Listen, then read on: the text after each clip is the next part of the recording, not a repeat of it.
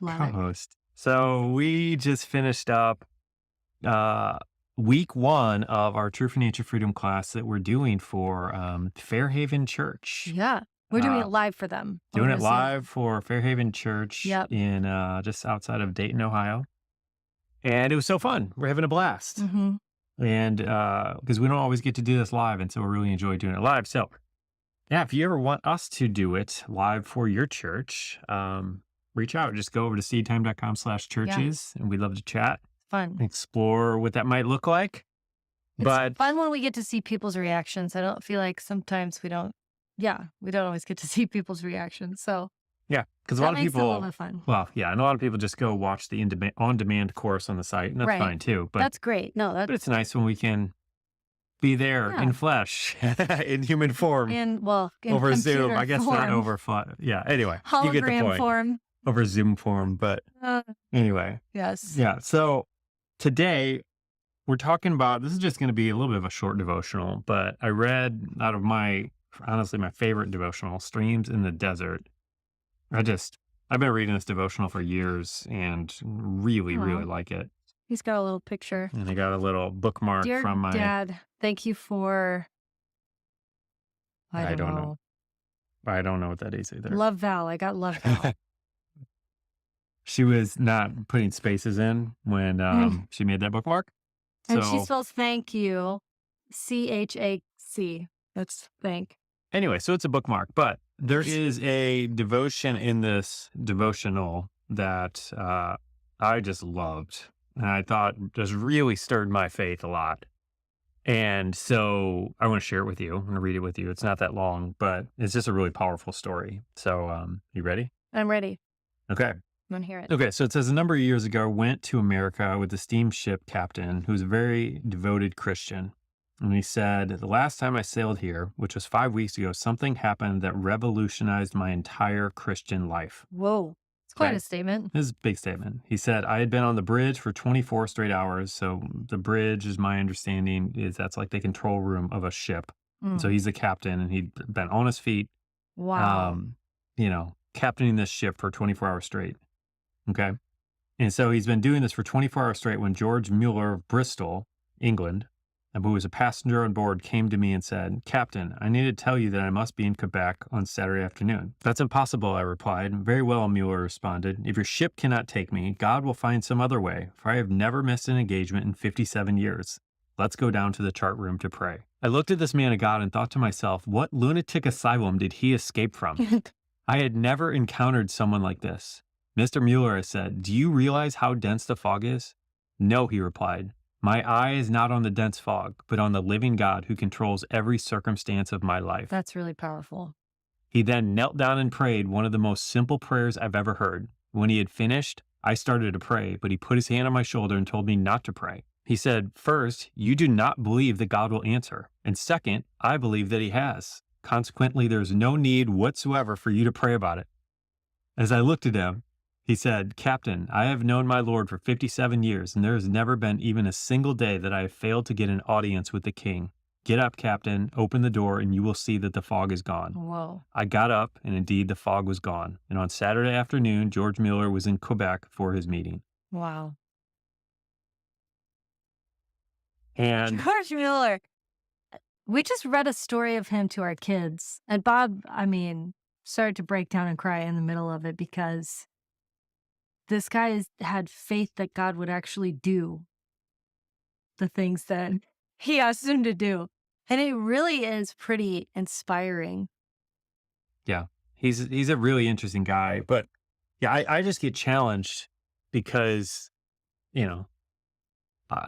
like most of us, it's easy for me to get my eyes on circumstances, and when I see people like this who have such, I believe to be a developed ability to keep their eyes focused on Jesus in the midst of crazy circumstances. I don't tend to believe that people are born that way. I think that comes through Yeah. a life of just getting closer and closer to Jesus. Well, it honestly really reminds me of Jesus in the storm. Yeah. And I think because it happened to Jesus where he's asleep in the boat and he gets up and they're like, don't you care that we're dying? Yeah. And he says, you know, well, oh, you have little faith. And he rebukes the wind and the waves. And I mean, I've heard several sermons on before he gets in the boat, he says, let us go to the other side. Yeah. And so this is reminding me of that as George said, I'm going to go to this speaking engagement, gets in the boat, things don't go as planned. But he said, it was almost him saying, the Lord has asked me to go do this, and so I will be there. Yeah. And he will get me there. Doesn't matter how he gets me there, but he will get me there one way or another. And he had the audacity to believe as Jesus did. And I think so often, at least I'll speak for myself. I have said, well, of course, Jesus commands the weather because he created the weather. Like this Yeah. is Jesus we're talking about. But this is kind of precedent for us to actually act like Jesus, which is what we're trying to do anyway. Yeah. And this is, But to believe that God would actually do something that, to move us along on our calling. I mean, I think that's what his faith was. Is he just was Yeah. like, God asked me to do this, so he's going to make it happen. yeah. Right? Yeah. No, I mean, one of the most fascinating verses in the Bible to me is, and I don't know what specific verse it is, but where Jesus said that we would do even greater works than him. Mm-hmm. I'm like, what? What? Why? What? How? What? And again, like, I don't know that this is a greater work or not. It doesn't really matter. But the point is that uh, there's so much available for us when we actually have that level of faith and trust in God that he's going to do what he said he's going to do or Yeah. what he's appointed us to do. I really love this. I don't know if he was laughing when he said this, but this line of, well, if your ship cannot take me, God will find some other way. Like while he's on the middle of the ship in the ocean.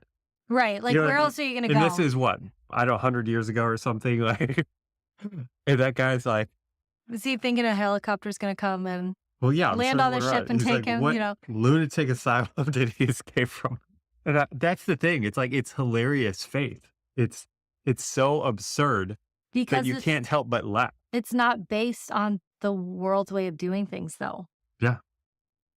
I mean, I can't remember where it was that we talked about this. Maybe it was just when we were talking to Fair Haven Church the other night, but I'm reading this book called The Knowledge of the Holy, and it's a very meaty book. Like, I can only this a really Tozer book? read. Yeah, Is it's it a Tozer? Tozer book. Yeah. I can really only read a chapter of it at a time, but one of the pastors at our church who I really respect said that this was a good book. I heard through the grapevine that he recommended this book. And so, I've been reading it, but one of the things that struck me in there is that everything that humans create is based off of something in the world that God created. Mm-hmm. And so we can't really think outside the realm of what God has created. Yeah. That's good. as far as our creativity can go.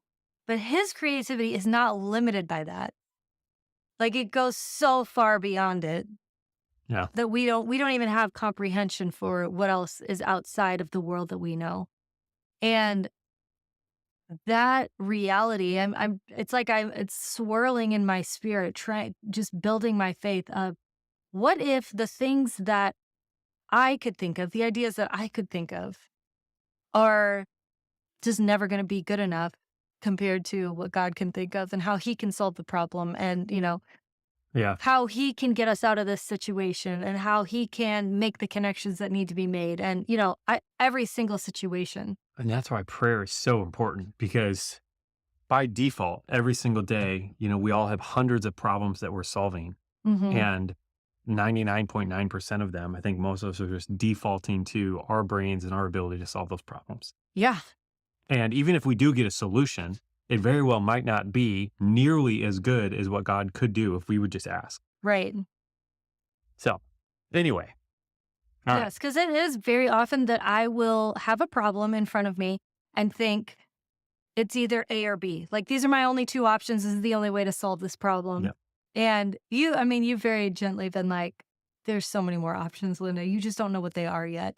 But even beyond what we could think of, Yeah. brainstorm, or even the Yeah. smartest person in the world, what they could brainstorm is still just a tiny drop in the bucket to the ideas that God has. Yeah.